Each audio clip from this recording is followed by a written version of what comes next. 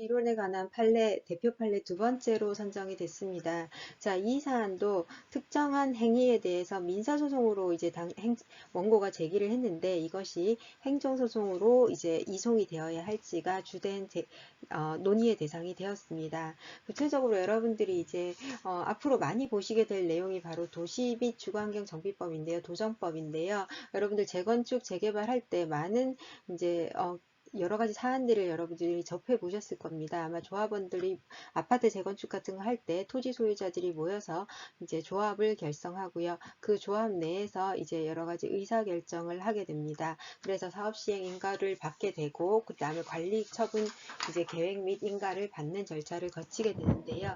자, 이 사안은 뭐냐면 조합이 이미 설립이 됐고요. 그리고 난 뒤에 이 조합에서 관리 처분 계획을 만들었습니다. 자, 이 관리 처분 계획을 만들기 위해서 당연히 총회의 이제 결의를 거치게 되는 거죠. 그렇죠? 자, 총회의 결의를 거쳤는데 그 총회 결의에 문제가 있다라고 조합원 중 일부가 소송을 제기한 사건입니다. 그래서 총회 결의를 거치고 나서 이제 그 결의에 대해서 지자체에서 인가를 하게 됐는데요. 소송을 그 사이에 조합원 중 일부가 관리 처분 계획을 승인한 총회에 대한 무효 소송을 제기하게 됩니다. 그리고 소 제기 이후에 인가 및 고시가 이루어진 경우고요. 자, 그래서 소송이 진행이 되면서 법원이 이제 판단을 하게 됩니다. 뭐라고 판단을 했냐면 원고가 관리 처분 계획에 관한 총회 결의 소송을 이 총회 결의 자체가 무효다라는 소송을 민사법원에 제기했어요. 근데 우리 법원은 뭐라고 얘기했냐면 이 사건은 이미 이제 이 관리처분 계획 자체가 소송의 대상이 되어야 하고 이것이 이미 인가가 이루어졌잖아요. 따라서 이것은 총회 결의의 무효만을 따로 구하는 소송은 이루어질 수 없다라고 얘기했습니다. 다시 한번 판결문을 보시면 원고는 조합의 총회 결의만에 대한 무효 소송을 제기했지만 법원은 조합의 총회 결의 이후에 이에 대한 인가 고시가 이루어졌기 때문에 즉 이 두 가지 조합의 총회 결의는 결국 인가를 가기 위한 하나의 절차에 해당한다라고 봤습니다. 그 절차에 해당한다라고 본 근거는 뭐냐면요. 여기에 도정법 제24조에 나와 있습니다. 다음 각 호의 사항은 총회의 의결을 거쳐서 수립해야 한다라고 되어 있잖아요. 즉 총회의 의결은 이 관리처분 계획 수립의 하나의 절차적 요건이다라고 보고 있어요. 따라서 총회의 의결이 위법하여 효력이 없으면 관리처분 계획 자체도 하자가 생긴다라고 봐서 결국 이미 총회 의결이 이루어지고 관리처분 계획에 대한 인가처분이 이루어졌을 때는 이를 다투어야 하고 이 인가처분에 대한 이제 법적 성격을 분석해야 되는 거죠. 그렇죠? 자, 그래서 법원은 이제 소송의 유형을 이렇게 판단을 합니다. 조합의 총회 결의 이것은 행정처분으로서의 효력이다라고 봅니다. 즉 행정청이 이 조합총회 결의에 따른 사업시행계획, 관리처분 계획이 에 대한 승인을 하는 거잖아요. 그것이 이제 행정처분으로서 효력을 발생하는 것이기 때문에 이것은 행정소송의 한 유형인 당사자 소송으로 가야 된다라고 합니다. 그런데 지금 이 상황은 이미 이제 당사자인 조합원들이 관리처분 계획에 관한 총회 결의에 대한 무효 확인 소송을 민사로 제기를 한 사건이에요. 그래서 법원은 뭐라고 얘기했냐면 이 사건은 행정법원으로 이송해서 판단해야 된다라고 판단했습니다. 따라서 이 사안에 대해서는 이제 공법적 성격이 있기 때문에 행정법원에서 판단해야 된다라고 판단한 사건입니다. 자, 이 사건 여러분들이 이제 앞으로 많이 보시게 될 도시 및 주거환경 정비법에 관한 대표적인 판례인데요. 앞으로 이걸 보기 위해서 여러분들이 조금 절차를 이해할 수 있으면 좋겠다는 생각이 들었습니다. 도시 및 주거환경 정비 사업에 관한 어떤 절차를 조금 간략하게 소개를 드리도록 하겠습니다. 왜냐하면 제가 지금 뽑아온 이 판례들을 다 보시다시피 정말로 중요한 판례들이 많고 선택형에 다 하나하나 나왔던 지문들이 있습니다. 그런데 여러분들이 이 용어를 사실 잘 이해하지 못하면 전체적인 그림을 이해하지 못해서 굉장히 헷갈리게 되는데요. 이제 자세한 내용을 여러분들이 다 아실 필요가 있는 건 아니고요. 그 중에서 몇 가지만 보시겠습니다. 재건축 재개발에 관한 건데요. 보통 토지 소유자들이 조합을 설립합니다. 그쵸? 자, 그러면 조합을 설립하면 그 조합 설립에 대한 인가를 받게 됩니다. 인가는 뭐냐면 나중에 배우시겠지만 사인들끼리 모아서 어떤 의결을 하게 돼요. 우리 조합을 만들겠다. 뭐 A 아파트 재건축 조합을 만들겠다. 또는 A 빌라 단지들에 대한 재건축 조합을 하겠다라고 하면 조합을 만들겠다는 사인들끼리 의결을 하게 돼요. 그럼 이거는 사인들끼리 의사를 모으는 거잖아요. 그래서 이거는 조합을 설립하겠다는 의결은 내부적 의사결정이에요. 근데 이거를 보통 조합을 만들어서 재건축을 하게 되면 공공적인 성격을 띠게 되잖아요. 그래서 이것에 대한 행정청의 인가를 받도록 보통 규정을 하고 있습니다. 따라서 조합을 만드는 것은 내부적 의결이에요. 그래서 조합 설립을 하겠다라는 결의는 의사결정에 해당합니다. 공법인이 되기 전의 의사결정이기 때문에 이것은 의결하는 것은 사인들끼리 의사의 합치에 불과하다라고 보는 겁니다. 자, 그런데 문제는 이제 이 다음부터는 법적 성격이 변화하게 됩니다.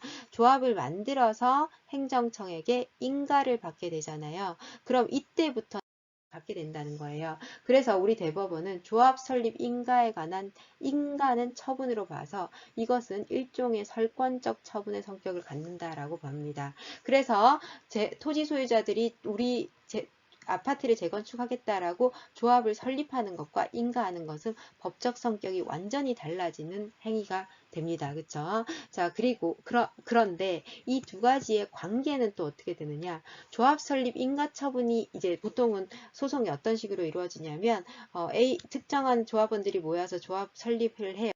인가 신청을 해서 인가를 받게 돼요. 근데 이 조합 설립에 반대하는 또 조합원들이 항상 있습니다. 이 반대하는 조합원들이 이 조합 설립 의결이 잘못됐다. 동의서를 뭐 정족수에 못 채웠다. 동의서를 또는 위법적으로 채웠다. 이런 식으로 해서 설립 의결 자체에 대한 무효확인 소송을 제기합니다. 그런데 우리 법원은 뭐라고 얘기하냐면 설립 의결이 이루어지고 이에 대한 인가가 이루어지고 난 뒤에 소송을 하게 되잖아요. 그러면 얘만 따로 다툴 수 없다는 거예요. 왜냐하면 아까 그 대표 판례에서 보신 것처럼 조합이 만들어지고 인가 처분이 이루어지고 조합의 결의라는 것은 인가를 위한 하나의 단계에 불과하다라고 해서 조합 설립 결의의 하자를 이유로 그 결의 부분만을 따로 떼어내서 소송을 제기하는 것은 허용될 수 없다라고 봅니다. 자, 이게 대표 판례에서 한 말이죠. 그렇죠? 비슷한 내용이 나옵니다. 자, 그리고 조합 설립을 할 때 이제 조합 설립을 하고 이제 인가를 받아요. 이루어지는데요. 이런 것도 주로 행정소송으로 보게 됩니다. 왜냐하면 조합이 설립되면 그거 자체로 이제 공법관계가 변경이 되기 때문에 조합원 지위 확인 소송도 민사소송이 아니라 행정소송으로 보고 있습니다. 그래서 당사자 소송으로 우리 법원이 판단을 한 바 있습니다. 자, 그리고 난 뒤에 여러분들이 이제 헷갈리는 개념들이 나옵니다. 자, 사업 시행 인가와 관리 처분 계획 인가가 나오는데요.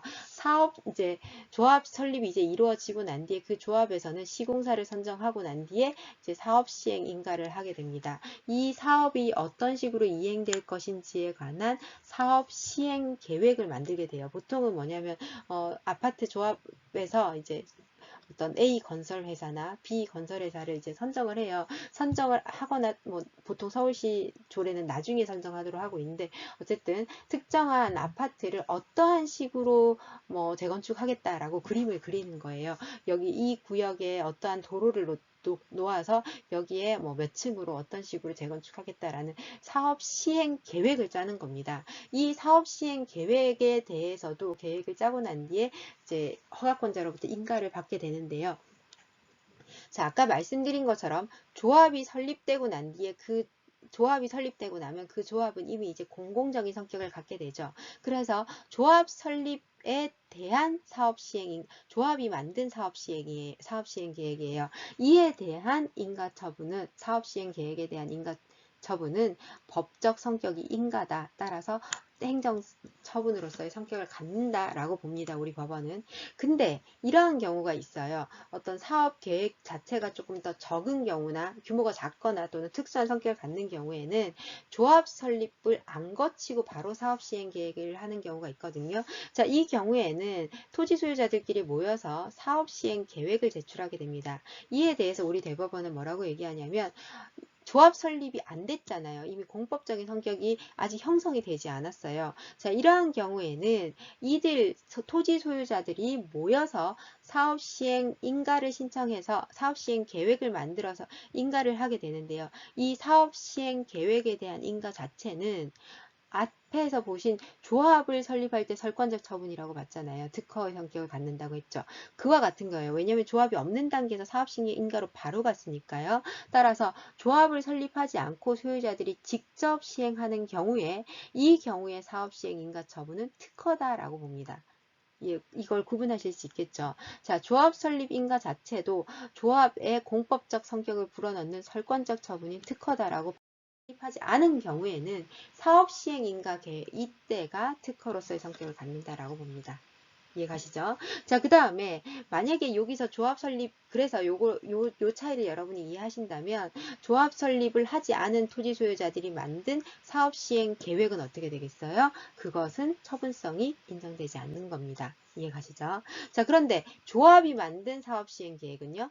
조합을 만들 때 이미 이제 그 공법적인 성격이 들어가잖아요. 조합이 만든 사업 시행 계획 처분 계획으로 갑니다. 관리 처분 계획은 이제 어떤 경우든지 둘 다 공법적 성격이 이미 들어갔어요. 그렇죠? 따라서 조합이 만들든 이제 조합이 아닌 토지 소유자들이 만든 사업 시행 계획 절차를 들어가든 관리 처분 계획에 대한 것은 모두 다 구속적 행정 계획이기 때문에 처분성을 갖는다라고 봅니다. 예. 그리고 사업시행계획과 관리처분계획의 결의는 당사자 소송으로 간다라는 겁니다. 자, 그래서 여러분들이 요거 조금 용어를 이해를 하셔야지 문제를 푸실 수 있기 때문에 처분성에 관한 문제 반드시 나오고요. 그 다음에 굉장히 많이 자주 출제가 됩니다. 그래서 이 부분 좀 이해해 주시면 좋겠습니다. 자, 요거를 다시 한번 정리를. 자, 도시정비사업 절차와 처분성에 관한 논의가 시험 문제 너무 많이 나오는데 여러분들이 굉장히 헷갈려 하시기 때문에 제가 정리한 겁니다. 자, 조합 설립 및 인가는 조합 설립 내부적인 결의는 처분성이 없었죠. 그렇죠? 조합 설립하지 않은 경우에 마찬가지로 같은 원리로 사업 시행 계획은 처분성이 없습니다. 아직까지 공법적 성격이 부여되지 않았기 때문에. 그렇지만 조합 설립 인가가 이루어지면서 공법적 성격이 이루어지고 처분성이 있죠. 그리고 그러면서 조합 설립 인가가 이루어지면서 조합과 조합원의 관계도 공법 관계로 변경됩니다. 따라서 요걸 기준으로 해서 이 이후에는 처분성이 다 부여되게 되는 거겠죠. 자, 반면에 조합을 설립하지 않은 경우에는 사업 시행 계획에 대한 인가가 바로 이와 같은 역할을 하기 때문에 사업 시행 계획이 이루어지고 난 뒤에는 처분성이 부여가 된다라고 생각하시면 됩니다.